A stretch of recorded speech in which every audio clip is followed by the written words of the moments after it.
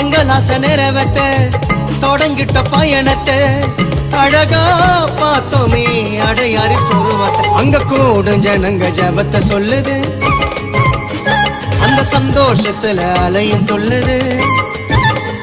அந்த நீல கடலில் நீந்தி செல்லும் மீனும் கூட உயர்த்தி சொல்லுது, மரியே நீ வாழ்க வென்றது.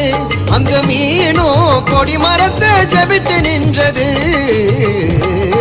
ஏத்தி வச்ச மெழுகுவத்தி எரியுதம்மா உன்னை சுத்தி.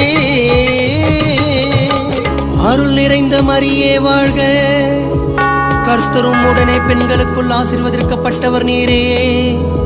உம் திருவயிற்றில் கனியாகிய இயேசுவும் ஆசீர்வதிக்கப்பட்டவரே. ஆமென்.